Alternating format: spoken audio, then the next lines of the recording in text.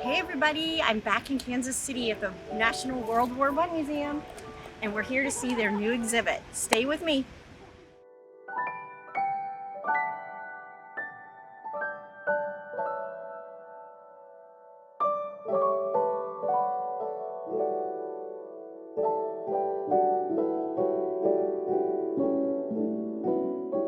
Hey everybody, we're here at the National World War I Museum here in Kansas City, Missouri, and very exciting to see that the exhibition, not exhibit, right? Right. The exhibition that they currently have that is opening tomorrow, which is June 6th? Today's 7th? June 6th. It's actually opening to the public on the 8th. On the 8th, Thursday. June 8th, and it'll be here for how long? 11 months. For 11 months, and it is called Bespoke Bespoke bodies. Bodies, and it's basically it's a history of prosthetics. And so it's a really neat exhibition, and I highly recommend you guys coming to take a look at it. But just tell us a little bit about it. Sure. What is it? Well, why is it here at the And National why is it World War here? Museum and Memorial? Yeah, exactly. So, World War I saw a real technological boom in terms of prosthetic use and design.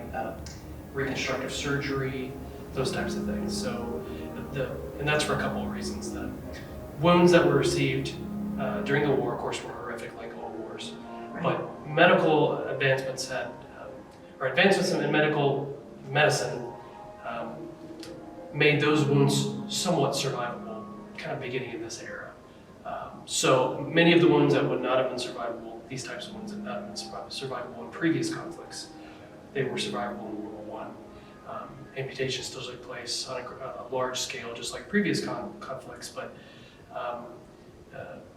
men didn't always, they could survive these and be reintegrated back into society. But of course, to be reintegrated and be productive members of society, prosthetic use had to increase, and technology had to increase, and not only to make the men comfortable and being able to be productive back when they go back home, but to make society comfortable around them as well. Right. These men with these types of wounds, they would go back home to the villages or towns. The numbers of these men that would come back with these types of wounds was something that was not seen before. So not only were the men wanting to be comfortable around their friends and family and their towns, but they wanted the townspeople to be comfortable around them as well. Yeah. So prosthetic use, the development of prosthetics, facial reconstructive surgery, things to make them appear somewhat as they were before they went off to war. Right. There was an industry that really boomed at this time. Yeah. So that's why it's here in the museum, and we discuss it in terms of World War I. But it's also, the exhibition is about how prosthetics have advanced over time and how the technological innovations that have occurred, not only since World War I, but really in the past 10, 20, 30 years, the use of different types of technology in prosthetics. So we wanted to highlight not only the history of how World War I really was, in many ways, the foundation of contemporary prosthetic use and plastic surgery and those types of things, but how that's still impacting the world today in terms of the advancement of this technology.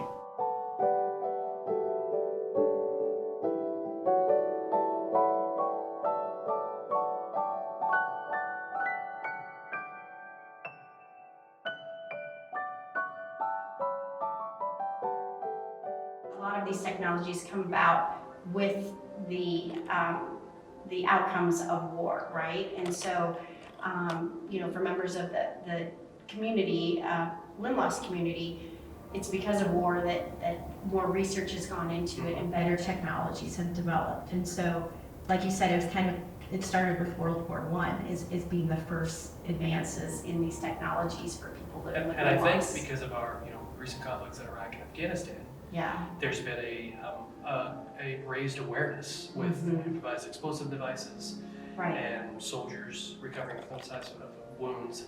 That's made it more noticeable, or the public has taken more notice Right. of these types of advancements that are needed. Yeah.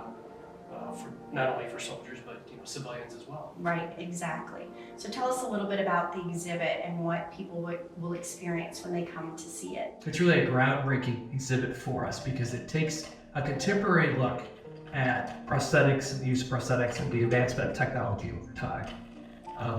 Couched in terms of the development of it beginning in World War I. Right. So some of the things you can see is not only the history of prosthetic use in the war itself, facial reconstructive surgery, plastic surgery, those types of things, but you see the advancement over time.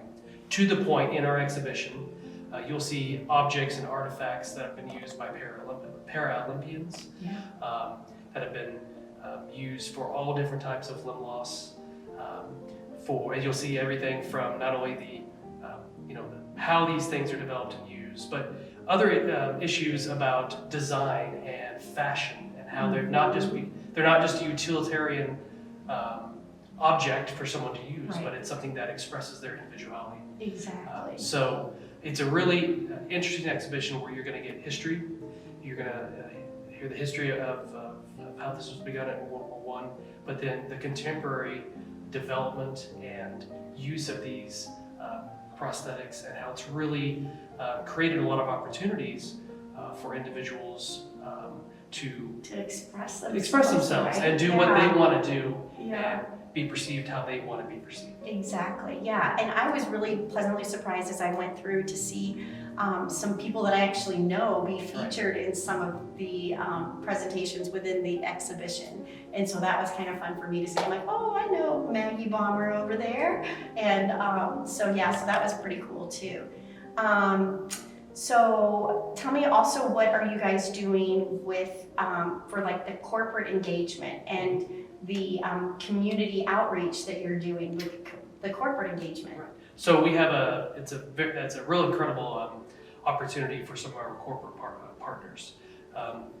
There's an educational initiative that we've undertaken where community partners can come in and actually sit down and help create prosthetics that are then sent to underdeveloped communities overseas for children that a lot of times have limb loss due to landmines and grenades at that time, Right. those types of wounds. So you can come into the museum, you can go through this experience of actually sitting down and helping design and build a prosthetic for a child to then use. So basically it's an organization that has these kits. Right. That helps you go through and design and put the prosthesis together. So it's not that you're just putting something together and you hope it fits somebody. It's actually been designed for somebody with an upper extremity limb loss. And so corporations can come in and do an event with this. Right, corporations, community groups. We have a brand new event space that corporations and communities, people in the communities, and they use all the time. So we're open for anything of that sort. And you can schedule group tours as well through our new exhibition. Okay. If they want to take people through kind of separate from the general public, we're happy to do that for people. As many people as we can get to come through the exhibition. I think it'll be really good for. Yeah, because not only is this exhibition amazing, but as you'll see down here, this is a newly opened space down here in, do you call it the basement? What do you call this? The lower level. The lower level. Basement's not good, right? Right. But there's some amazing things here about the era of World War I. Not only World War I itself, but just life in that particular time. It's pretty cool, and it's an amazing space to be in, actually. It's really cool. So to wrap this up, so we've got Bespoke Bodies. Bespoke Bodies, right? Will be here through April of next year, April So 2024. April of 2024. So make sure you put it on your calendar if you're looking for a fun vacation to go on or a place to house an event. I highly recommend it. It's a pretty unique and amazing experience. So thanks for coming.